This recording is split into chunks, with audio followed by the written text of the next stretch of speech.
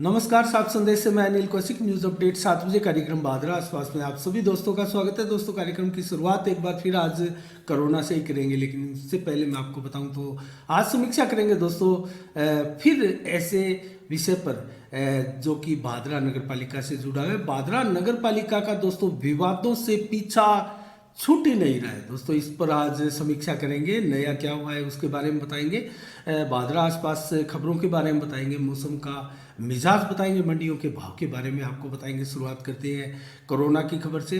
तो आज भारत में दोस्तों कोरोना के 3,17,532 मामले आए। पहली बार तीसरी लहर में 3 लाख का आंकड़ा छुआ है दोस्तों। तो ये लगातार ये कहाँ जाएगा? अभी लगता है कि पीक नहीं आया था, पीक आने वाला है, क्योंकि जो पीछे दोस्तों हमने आपको बताया था कि पीक जैसा लगा क्योंकि गुजर चुका है, अब मामले कम आ रहे हैं, उसके पीछे कहीं ना कहीं टेस्टिंग का कम होना पाया गया है दोस्तों। तो टेस्टिंग अगर कम होगी तो मामले ऑटोमेटिक कम आएंगे।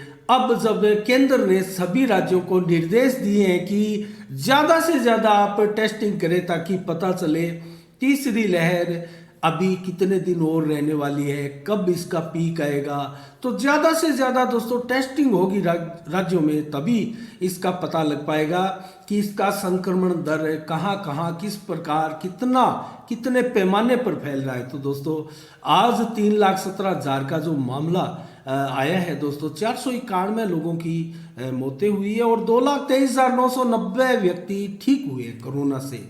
तो ठीक होने की रफ्तार अभी ज़्यादा नहीं है, लेकिन कोरोना के केस लगातार बढ़ते जा रहे हैं। ये एक कहीं ना कहीं चिंता की बात है। और दोस्तों राजस्थान ने टॉप 10 उन राज्यों में अपनी जगह बना ली है जो कि 10,000 से कहीं अधिक मामले रोजाना कोरोना के आ रहे हैं। उन राज्यों में राजस्थान 7वें नंबर पर, 7वें पायदान पर पहुंच चुका है। महाराष्ट्र 43,697, कर्नाटक 40,499, जबकि केरल 34,217 मामले, और तमिलनाडु में 26,981, गुजरात में 20,966, और दिल्ली में दोस्तों 13,785 मामले, राजस्थान में 13,398 मामले, उड़ीसा में 11,607 मामले, आंध्र प्रदेश में 17,662 मामले, पश्चिम बंगाल में 11,447 मामले। ये 10 राज्य हैं जिनमें 10,000 से कहीं अधिक कोरोना के मामले लगातार आने लगे हैं, जिसमें से राजस्थान ने आज इस सूची में अपनी जगह बनाई है। तो कुल मिला के ये जगह हमारे लिए अच्छी नहीं है दोस्तों। राजस्थान में अब सतर्कता बरतने का समय आ गया है। और कुल मिला के दोस्तों हम चर्चा करें इस तीसरी लहर की, तो दोस्तों ये तीसरी लहर लगभग 27 दिसंबर को प्रारंभ हुई थी, और आज जब हमें 20 जनवरी को आपको ये मामले बता रहे हैं, तो दोस्तों उस समय अब इतने दिन तक किस प्रकार से मामले आए मैं आपको बताऊं। तो जैसे 17 जनवरी को जो रिपोर्ट आई थी दोस्तों, जो सैंपल रिपोर्ट थी, उससे 514 मामले जो पॉजिटिव आए हैं हनुमानगढ़ जिले में। ये अब तक के सबसे ज़्यादा मामले हैं दोस्तों। इससे पहले हनुमानगढ़ में इतने मामले नहीं आए थे, 348 हाईएस्ट मामले थे जो कि 12 जनवरी को आए थे हनुमानगढ़ में।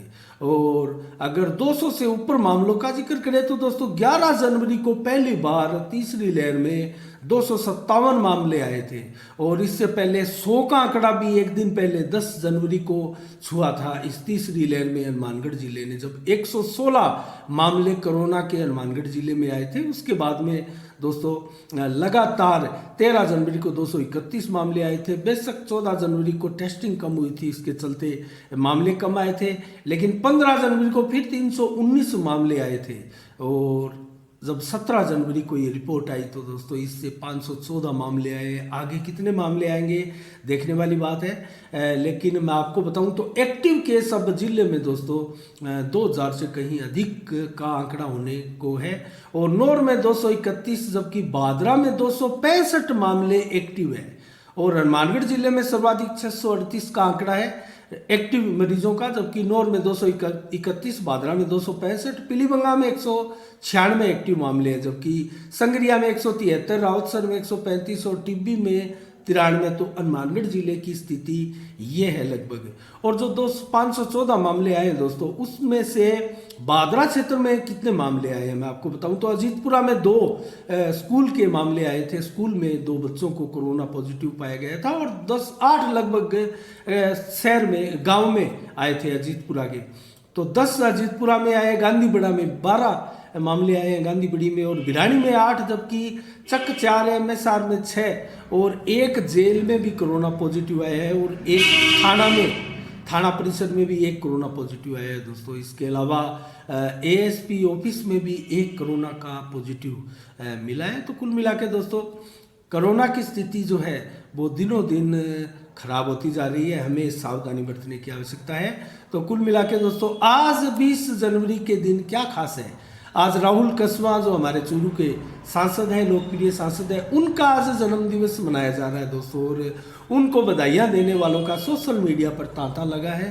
तो आज राहुल कसवा का जन्मदिन है। साफ संदेश के माध्यम से हम भी राहुल कसवा को जन्मदिन की बहुत बहुत शुभकामनाएं देते हैं। इसके अलावा दोस्तों आज परमाणु इतिहास की दृष्टि से भारत का आज का अहम दिन है दोस्तों, 20 जनवरी का, क्योंकि मैं आपको बताऊं तो आज के दिन 1957 में भाभा परमाणु अनुसंधान जो केंद्र है ट्राबे मुंबई में दोस्तों, उसका स्थापना, उसका उद्घाटन हुआ था दोस्तों। उसके रिएक्टर जो अप्सरा का उसका एक रिएक्टर है परमाणु का, उसका उद्घाटन आज के दिन हुआ था। जवाहरलाल नेहरू ने इसका उद्घाटन आज ही के दिन 1957 को किया था। इस लिहाज से भी भारत के लिए परमाणु इतिहास के क्षेत्र में आज का दिन अहम माना जाता है।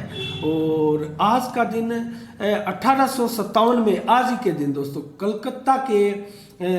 कलकत्ता में एक हिंदू कॉलेज की स्थापना हुई थी 1817 में आज ही के दिन, जिसको मौजूदा समय में प्रेसिडेंसी कॉलेज के नाम से भी जाना जाता है। इसके अलावा दोस्तों 1945 में आज ही के दिन राष्ट्रीय सुरक्षा सलाहकार जो अजीत डोभाल है, उनका भी जन्मदिन है आज के दिन। तो उनका जन्मदिन भी सोशल मीडिया पर बधाई देने वालों का तांता है। इसके अलावा दोस्तों आसपास अन्य खबरों का रुख करते हैं।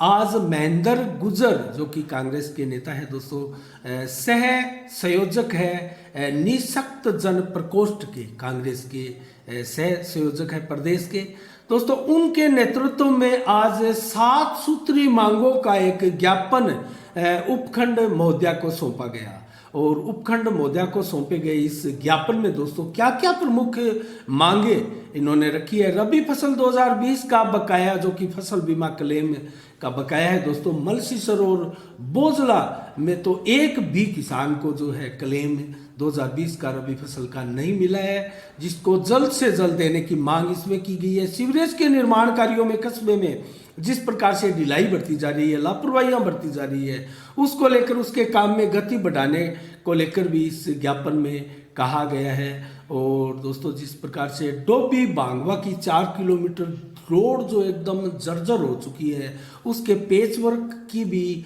मांग की गई है। और सरदारपुरा बाद सिडिया गांधी जाने वाली 2 किलोमीटर सड़क का भी पुनः निर्माण कराने की मांग की गई है महेंद्र गुज्जर द्वारा। और मनरेगा में लगे मेट्रो का भुगतान भी कराया जाए, उनका भुगतान भी रोका हुआ है, ऐसी मांग भी है।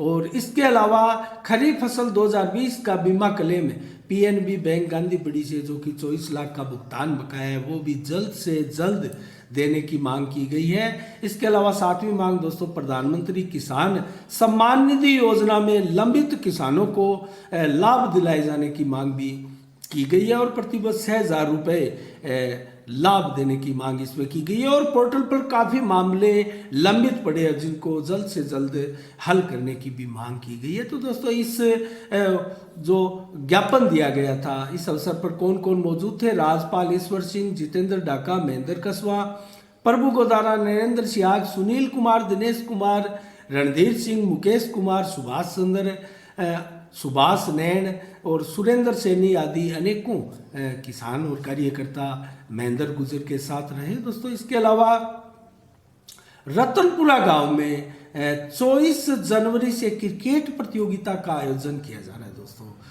इस क्रिकेट प्रतियोगिता में लगभग 48 टीमें भाग लेगी जैसा कि जानकारी दी गई है। और प्रथम पुरस्कार 21,000 रुपये का रखा गया है नगद प्लस ट्रॉफी। इसके अलावा सेकंड पुरस्कार जो है 15,000 नगद और प्लस ट्रॉफी। इसके अलावा मैन ऑफ द मैच की राशि भी है 2100 रुपये प्लस ट्रॉफी रखी गई है। इसके अलावा दोस्तों कोरोना गाइडलाइन की पालना करने की बातें भी इसमें कही गई है। और श्रवण कुमार, लालचंद बिजारनिया, पवन रणवा, अमन बिश्नोई और चैतराम नागर के अलावा रामनिवास डेनी आयोजनकर्ता और मैनेजमेंट कमेटी है दोस्तों, इनकी तरफ से तैयारियां जोर शोर से की जा रही है। इसके अलावा दोस्तों नगर पालिका की हम बात करेंगे। दोस्तों अन्य खबरों में श्री कृष्ण गौशाला निनाण गांव की जो गौशाला है दोस्तों, वहां 20वां स्थापना दिवस आज मनाया गया दोस्तों। इस अवसर पर पदाधिकारी भी मौजूद रहे और निनाण गांव के ग्रामीण जन भी दोस्तों मौजूद रहे। और अध्यक्ष जय सिंह गोदारा के नेतृत्व में आज एक बैठक भी दोस्तों इस अवसर पर स्थापना दिवस पर आयोजित की गई और उसमें दोस्तों बजट के बाबत भी चर्चाएं की गई और गौशाला की जो व्यवस्था है सुधारने की दिशा में भी दोस्तों व्यापक स्तर पर बातचीत की गई। और सालाना आय व्यय का लेखा जोखा भी दोस्तों इसमें उस विषय में भी बात की गई। और ग्रामीणों ने दोस्तों गौशाला की व्यवस्थाओं को लेकर पदाधिकारियों की बुरी प्रशंसा की है। इसके अलावा दोस्तों आज जिस विषय पर आज हम चर्चा करने वाले हैं दोस्तों, वो विषय है नगर पालिका का। और भादरा नगर पालिका का दोस्तों इस बार जब नगर पालिका का गठन हुआ है तो एक प्रकार से विवादों का रुकने का विवादों का काम ही नहीं रहा दोस्तों, लगातार विवादों में बनी रही है इस बार की नगर पालिका। जो बोर्ड की व्यवस्थाएं हैं दोस्तों इसी प्रकार थी। और अगर हम चर्चा करें तो दोस्तों विधायक बनाम बलवंत सैनी के भी दोस्तों जोधपुर हाईकोर्ट में मुकदमे चले इसी को लेकर। और उसके बाद में दोस्तों जो हाजी दाऊद परिवार है उनके भी आपस में बलवंत सैनी के साथ मुकदमे रिट लगी हुई हाईकोर्ट में, अभी भी मामले कई विचाराधीन है दोस्तों। इसके अलावा दोस्तों एक संजय शर्मा का एक मामला था जो कि अधिशासी अधिकारी गुरदीप सिंह को लेकर था दोस्तों, उनकी अनुकंपा नौकरी को लेकर था। और जिस प्रकार से दस्तावेजों में घोटालेबाजी की गई, फर्जीवाड़ा किया गया दोस्तों, उसको लेकर एक याचिका लगाई हुई थी संजय शर्मा द्वारा दोस्तों। उस मामले में एक डिसीजन आया है, उसको लेकर भी हम आज चर्चा करने वाले हैं। और दोस्तों हमने बार बार आपको बताया कि भादरा नगर पालिका का विवादों से पीछा छूट ही नहीं रहा। दरअसल इस बार जो नगर पालिका का बोर्ड गठित हुआ तो दोस्तों लगभग 72 दिन तक हाजी दाऊद कुरैशी चेयरमैन रहे इस बोर्ड के। जो इस बार का बोर्ड गठित किया गया दोस्तों, उसके बाद में अचानक हाजी दाऊद कुरैशी साहब का जो है इंतकाल हो गया, उनका निधन हो गया क्योंकि उनकी तबीयत जो है वो काफ़ी ख़राब थी। उसके बाद में दोस्तों हाईकोर्ट में मामला चला और बीच में कभी बलवंत सैनी की नियुक्ति आई और कभी आजम बैतुल वालों की नियुक्ति आई, तो करीब कमोबश 2 बार ऐसा बीच में भी हुआ। और इसके अलावा भी दोस्तों अधिशासी अधिकारी के साथ भी विवाद का सिलसिला चला। और जिस प्रकार से जब ऑर्डर लेकर आए थे बलवंत सैनी तो उस समय भी गुरदीप सिंह जो अधिशासी अधिकारी है उन्होंने चैम्बर का ताला नहीं खोला था, जो नगर पालिका के अध्यक्ष का चैम्बर होता है। और दोस्तों उसको लेकर भी एक विवाद हुआ था और लगातार विवाद का स्थिति का जो है चलन लगातार जारी है। और दोस्तों लोगों को की शिकायत जो है वो बार बार ये है कि नगर पालिका में कोई काम नहीं हो पाता है। जब हम जाते हैं तो चेयरमैन साहिबा वहाँ मौजूद नहीं मिलती है और ना ही अधिशासी अधिकारी मौजूद मिलते हैं। तो कुल मिला के दोस्तों नगर पालिका बोर्ड का इस बार ऐसे ग्रह नक्षत्रों में गठन हुआ जिसका कोई सानी नहीं है दोस्तों, क्योंकि विवादों से ज़्यादा नाता इस बार हमने देखा है नगर पालिका बोर्ड का। और पिछले ही दिनों दोस्तों मांगीलाल गोयल को भी तो ये जो विपक्ष के एक नेता का पदभार सौंपा गया, प्रतिपक्ष के नेता का जो पदभार होता है दोस्तों, वो पार्टी ने भी उनको एक नियुक्ति प्रदान की। तो कुल मिला के हम बात कर रहे हैं दोस्तों अधिशासी अधिकारी गुरदीप सिंह की। दोस्तों गुरदीप सिंह का ये मामला जो संजय शर्मा द्वारा हाईकोर्ट में विचाराधीन चल रहा था दोस्तों, उस मामले में अनुकंपा नियुक्ति को जो स्वायत्ता शासन विभाग है उन्होंने भी अवैध माना है। और दोस्तों कोर्ट में मामला अभी चल रहा है। तो अवैध अनुकंपा नियुक्ति को अवैध माना है दोस्तों, इसके पीछे इसके मायने क्या है, ये कितना बड़ा प्रकरण है। क्या दोस्तों इस मामले में जो अगर ये नियुक्तियां ही अगर अवैध मानी गई है तो क्या इसमें रिकवरी हो सकती है, रिकवरी के आदेश हो सकते हैं, क्या गुमराह करने और फर्जीवाड़ा करने और फर्जी तरीके से कुटल दस्तावेज प्रस्तुत करने पर क्या एफआईआर भी दर्ज होगी। दोस्तों क्या होने वाला है इसका तो आगे भविष्य में पता लगेगा, लेकिन 15 दिनों में अपना बचाव पक्ष प्रस्तुत कर सकते हैं शासी अधिकारी गुरदीप सिंह, और 15 दिन का इनको समय दिया गया है। और 15 दिन में अगर ये अपना जवाब यहाँ प्रस्तुत नहीं करते हैं तो उनके ऊपर एक तरफा कार्रवाई भी हो सकती है दोस्तों। तो कुल मिला के संजय सिंह लंबे समय से, संजय कुमार शर्मा जो है दोस्तों इस मामले में लगे हैं, और हमने एक बार उनका इंटरव्यू भी छापा था दोस्तों इसी मामले को लेकर। और ये फर्जी दस्तावेज का जो प्रकरण है दोस्तों, आखिर क्या प्रकरण है पूरा विस्तार से जरूर हम संजय से भी मिलकर पूरे डॉक्यूमेंट्स के साथ उनसे बात करेंगे इस विषय में, और इसमें आखिर आगे क्या होने वाला है, किस प्रकार की कार्रवाई इसमें होने वाली है, और गुरदीप सिंह जो अधिशासी अधिकारी है उनके ऊपर किस प्रकार की तलवार लटक रही है कार्रवाई की। दोस्तों क्या कार्रवाई उनके ऊपर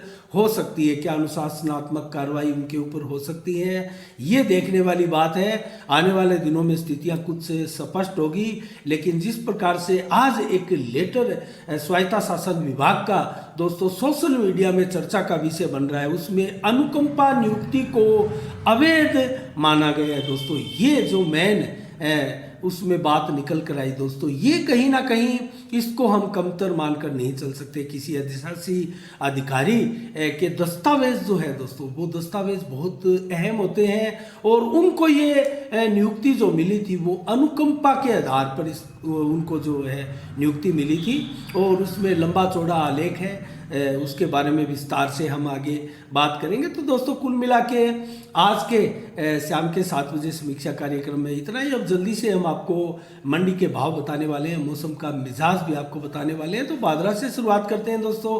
मूंग के भाव बादरा में 5200 रुपये से बोली प्रारंभ हुई और 5220 रुपये तक बोली 5520 रुपये तक बोली चली है। और दोस्तों औसत भाव 5360 रुपये मूंग की बादरा में रहे हैं।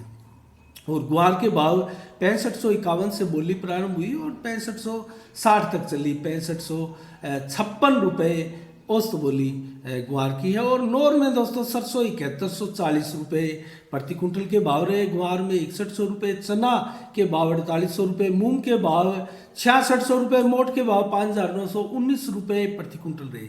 जबकि गेहूं के भाव 2022 और बाजरी के भाव 2170 रुपये प्रति कुंटल रहे। आदमपुर मंडी में नरमा दोस्तों 9870 रुपये रहा, जबकि सरसा में नरमा 9902 रुपये प्रति कुंटल रहा, जबकि कपास के भाव 7800 रुपये प्रति कुंटल सरसा में रहे। एलनाबाद मंडी में नरमा दोस्तों 9813 और कपास 7738 रुपये प्रति कुंटल रही। शिवानी मंडी में ग्वार 6165, चना 5000, मूंग 5900, बाजरा 1850, जबकि गेहूं के भाव 2100 रुपये प्रति कुंटल रहे।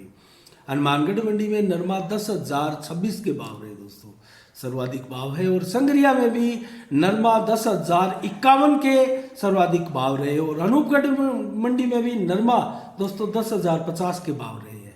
और विजयनगर मंडी में भी नरमा 10,036 के भाव रहे। गोलूवाला में भी नरमा सर्वाधिक 10,051 के भाव रहे। और राउतसर मंडी में भी नरमा 10,011 के भाव रहे। और पदमपुर में भी नरमा पूरा 10,000 रुपये प्रति कुंटल रहा। और सूरतगढ़ में नरमा 9955, रायसी नगर में नरमा 9951 और भट्टू में 9900 रुपये प्रति कुंटल के भाव रहे। ये रहे दोस्तों आज के मंडी के भाव। अब जल्दी से आपको मौसम का मिजाज हम बताते हैं। आज दोस्तों 20 जनवरी को आज दिन भर ठंड का मौसम रहा दोस्तों, इतनी ज़्यादा ठंड नहीं रही। आज जो शीतलहर है उसका प्रकोप हमें कम नजर आया। लेकिन दोस्तों कल रात्रि को जिस प्रकार से बरसात हुई थी, हमने आपको बताया भी था, मौसम विभाग की भविष्यवाणियाँ भी थी। आज रात के लिए भी थी, लेकिन आज रात नहीं, आज शाम को भी नहीं दोस्तों, कल शाम को जो है वो बरसात की चेतावनी फिर मौसम विभाग द्वारा दी गई है। तो कुल मिला के दोस्तों आज धूप निकली 1:30 बजे के बाद में और लगभग 5 बजे तक अच्छी खासी धूप आज देखी गई। और कुल मिला के शाम को भी दोस्तों 7 से 11 किलोमीटर की रफ्तार से हवाएं चलेगी और बादल 50% से अधिक छाए रहेंगे।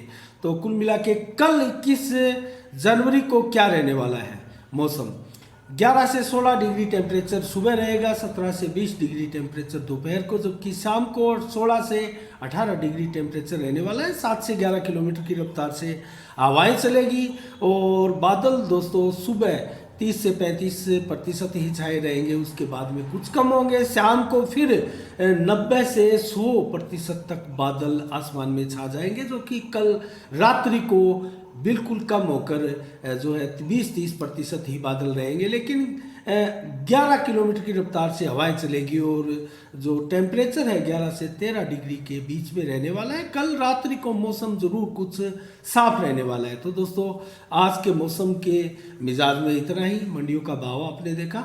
तो दोस्तों आज के शाम के 7 बजे के कार्यक्रम में इतना ही। कल ठीक शाम 7 बजे फिर आपसे रूबरू होंगे नई समीक्षा के साथ, नए समाचारों के साथ। तब तक के लिए दोस्तों आप अपना बहुत बहुत ख्याल रखिएगा, मुझे दीजिएगा इजाजत। साफ संदेश से मैं अनिल कौशिक, नमस्कार, जय भारत, जय जय राजस्थान।